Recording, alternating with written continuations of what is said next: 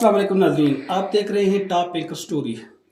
नाजरीन, रात को आपने सुप्रीम कोर्ट का फैसला देखा होगा कि सुप्रीम कोर्ट ने जो फैसला किया है, तहरीक इंसाफ की जो मखसूस नशिस्तें थीं वो दूसरी जमातों को तकसीम कर दी गई हैं। इस पर आज जियो के जो एंकर हैं, सीनियर एंकर शाहज़ैब खनज़ादा ने तमाम जो पार्टियां हैं और सुप्रीम कोर्ट के फैसले को आड़े हाथों लेते हुए कहा है कि ये जो उस वक्त इलेक्शन हुए थे, इलेक्शन के वक्त जो भले के निशान का फैसला था, उस फैसले का तसलसल चल रहा है।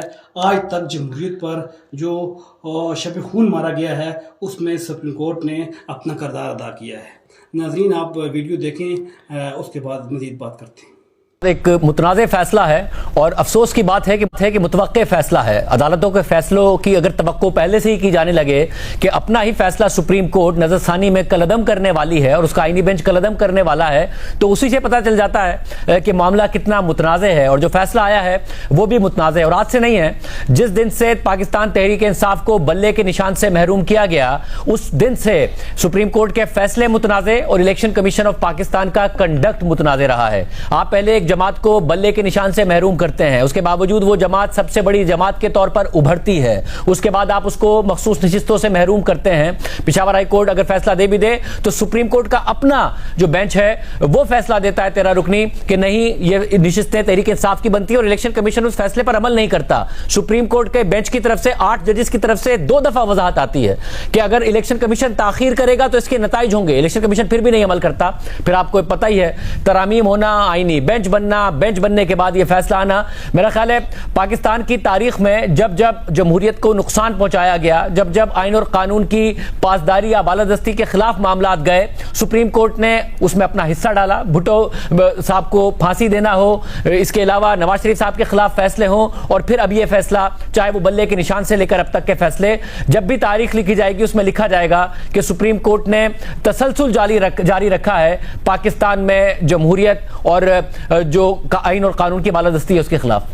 शाहज़ैब, जब 12 जुलाई 2024 को फैसला आया, जैसे आपने बताया, इलेक्शन कमीशन ने उस पर अमल दरामद नहीं किया, बल्कि इलेक्शन एक्ट में हुकूमत ने तरमीम कर दी थी, जिसमें कहा था कि कोई भी शख्स अपने इलेक्शन जीतने के बाद 3 दिन के अंदर उससे फैसला करना है कि कौन सी पार्टी ज्वाइन करनी है, और फैसले करने के बाद वो पार्टी तब्दील नहीं कर सकते। और ये फैसले का इतलाक उन्होंने कहा था 2017 जब इलेक्शन एक्ट का नफाज हुआ था उस वक्त से होगा। तो उस वक्त तो टाल मटोल करती रही। अब आपको लगता है इलेक्शन कमीशन मजीद टालेगा या फैसले पर फौरी अमल दरामद होता हुआ देख रहे हैं आप? नहीं, बिल्कुल मेरा नहीं ख्याल के टालेगा। हो सकता था कि इलेक्शन कमीशन शायद फैसला आने से पहले ही इस पर अमल दरामद कर देता, मगर वो मुमकिन नहीं था। पहले तो आपको याद होगा कि जब वो टाल मटोल की गई, उसके बाद भी जजेस की तरफ से ये वजाहत आई थी कि जो एक्ट में तब्दीली है उसका जो इतलाक है वो माजी से नहीं होगा, मगर उसके बावजूद इलेक्शन कमीशन ने सुप्रीम कोर्ट का फैसला नहीं माना था। अब कतई तौर पर मेरा ख्याल इस बात की तवक्को नहीं है कि इलेक्शन कमीशन कोई भी डिले करेगा। 2/3 मेजॉरिटी हुकूमत को मिलने जा रही है या फिर हुकूमती इत्तेहाद को मिलने जा रही है, इसमें किसी भी किस्म की ताखीर की तवक्को इलेक्शन कमीशन से नहीं की जा सकती। ये मौजूदा चीफ इलेक्शन कमिश्नर हैं, एक जॉब थी इनकी मुल्क में शफाफ इंतखाबात कराना, वो नहीं कराए। उसके बाद जो मामला था वो नशिस्तों के हवाले से था।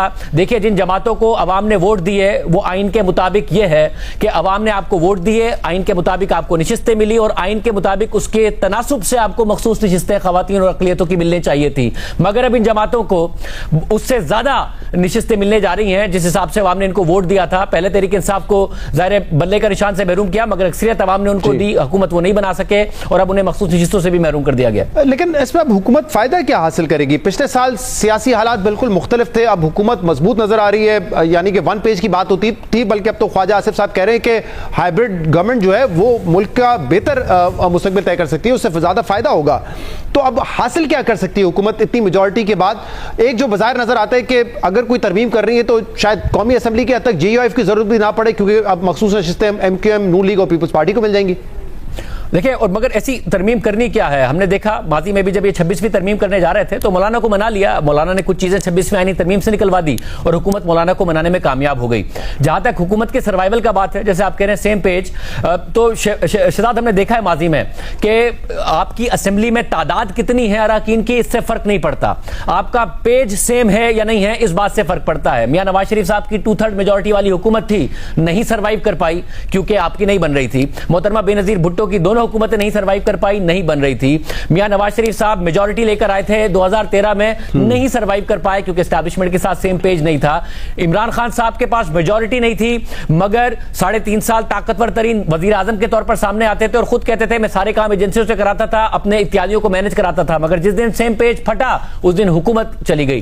तो आपकी असेंबली में तादाद कितनी है, हुकूमत के मजबूत होने या ना होने का पाकिस्तान में तारीखी तौर पर ताल्लुक इस बात से नहीं है, आप सेम पेज पर इदारों के साथ हैं या नहीं है, इस बात से है। और इस वक्त जो सेम पेज है वो तो ऐसा है कि फिलहाल तो नहीं लगता, जिस दिन अगर ये फटता है तो उसके बाद शायद इन ये जो नंबर्स हैं, ये जो तादाद है, इसकी अहमियत ना रहे। अभी तक तो शहबाज शरीफ साहब के होते हुए मुश्किल नजर आ रहा है।